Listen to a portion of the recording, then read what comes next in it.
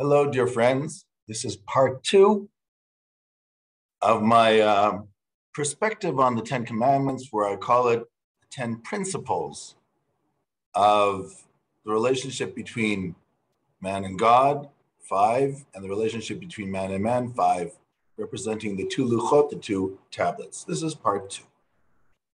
Of course, the second tablet is the one between man and man. So then it becomes 5 principles of the relationship between man and man.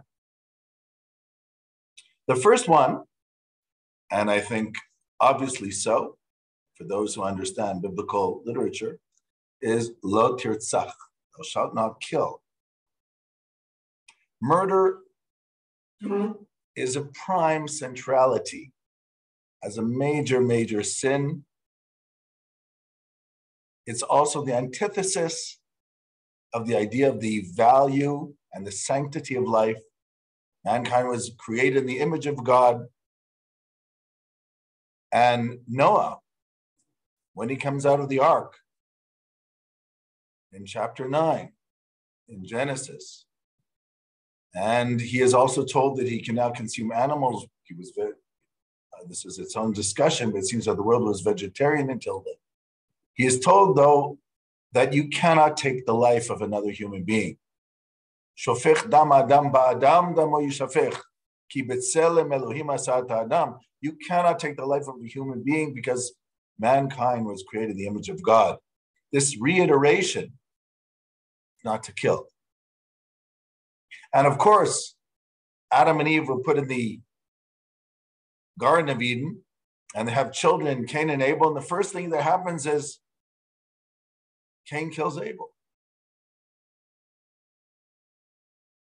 This terrible incident of fratricide, of a brother killing a brother, and there's a lot of strife for brothers killing brothers, but this first case, there's 2 brothers and one kills the other, comes out to show this problem with humanity. And when Cain says, am I my brother's keeper?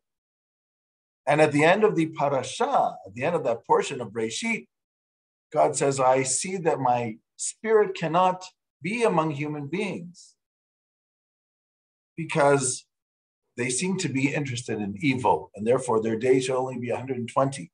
It sounds like the reason their days can only be 120 and not like Adam, 930, or Methuselah, 970, or Noah, 900, is because human beings kill.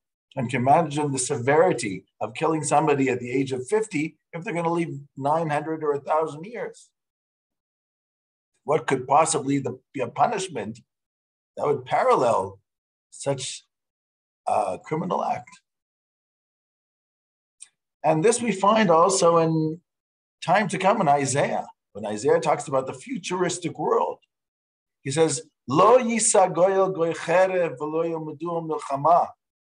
Nation shall not raise sword against nation, nor will they learn war anymore. And Micah reiterates that also. Lo yisu goy cherev. Nation shall not lift up sword against nations. Because that is the messianic goal. The goal of the redemption of the universe is when people stop killing. When people stop killing. So it's not by chance that on this relationship between man to man, number 1 is lo tirtzach. Don't kill. Don't commit murder. Don't use the murder of human beings as a means to your ends. Work it out. Toil and struggle, but work it out. The second thing, and I'm jumping for a moment, and I'll explain in a moment why I'm jumping, because I'm jumping now to lo tignov, do not steal. And I want to point out, some people don't know this, that the Talmud says that here not to steal means not to kidnap. Why? Because already in Leviticus chapter 19, it says not to steal. The Torah doesn't have to tell us twice.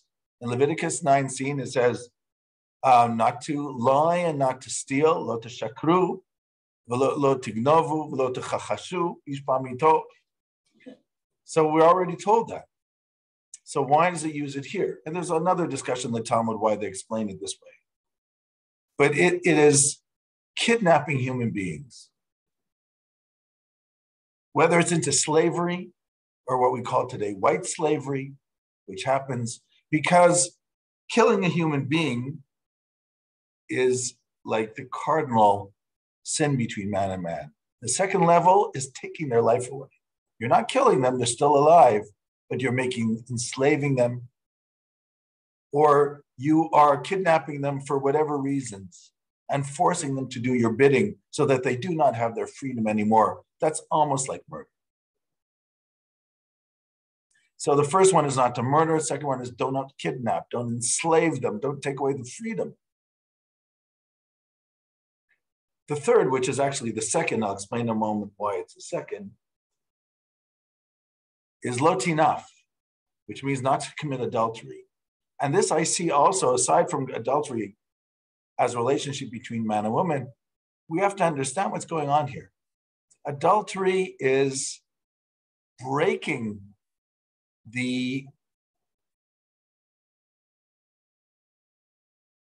adultery is a breach of trust between two human beings. As it says in the book of Proverbs, Gedolim pitz'eho ohev, that greater is the harm from the blows of a lover. Because an enemy, that could happen. But when it happens from a lover, from somebody you trust, and there's a breach of that trust, it hurts so much more. This loss of trust of those who are close to us, whether it's family, whether it's a spouse, this turning against always hurts more. It's sort of a form of murder. That's why it's number 2, actually. After murder, it's this breach of trust of those who are hurting us the most because they were the ones that we trusted. Then the third one is taking the freedom from a human being. Just wanted to explain it, though, that 1 and 3 seem to be interconnected. So you have 3 here. You have don't murder. Number 3, don't take away their freedom, even if you don't murder them, by subduing them to your desire or subjugating them. And also don't allow a breach of trust to those who put their faith in you, who trust you. Because that hurts so badly that it's hard to live after that. What is number 4? Number 4 is not to bear a false witness. Now, this has very large implications because we know all about character assassination and cancel culture and things that you can say about people to destroy them, whether it's through social media, whether it's through your friends. Unfortunately, this is very rampant today. That words can kill. We used to say when I was a kid, sticks and stones will break my bones, or words will never harm me. Unfortunately, it ain't true. Words can sometimes harm much more than sticks and stones. As King David says, Netzor l'shoncha me'era u'sfatecha midaber mirma.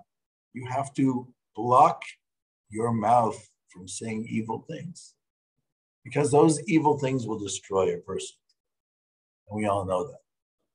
The outcomes of lies and character assassination. So be very careful. Don't bear false testimonies among others, because you will destroy them that way too. Especially if you know it's not true. And the last one, not to covet, not to desire things of others, which is the 5th, you might say the lowest, but when you start desiring things of others, or when you start hating people in your heart, or envious of people, it eventually boils over to such a point that they will realize this and you will break that relationship. Let it go. So they have something. They were blessed with something you're not. Maybe you're blessed with something that they're not too. Let it go.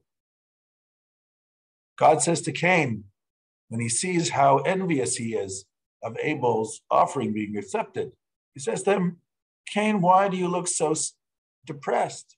Why is your face fallen down? Why are you so sad? Haloim teitiv se'et.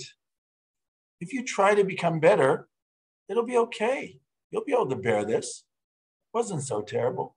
V'im lo teitiv, and if you don't come around and bring yourself back on the right path, la petach chatat rovet, sin is just waiting at the door.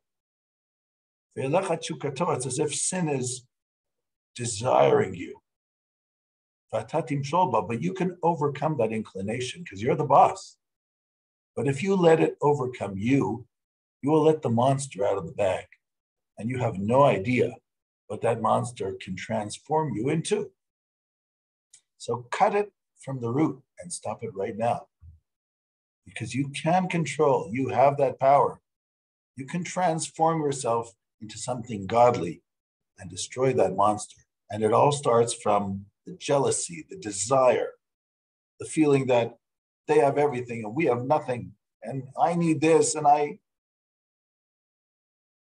everybody's important to God. Everybody has blessing. We just have to figure out how to use it and what it is. And we cannot allow ourselves to turn into monsters. So these are the principles. The principles 5 between man and God and 5 between man and man. And I see this as principles which encompass this whole relationship, how to make a human being into a true human being. Shalom, shalom.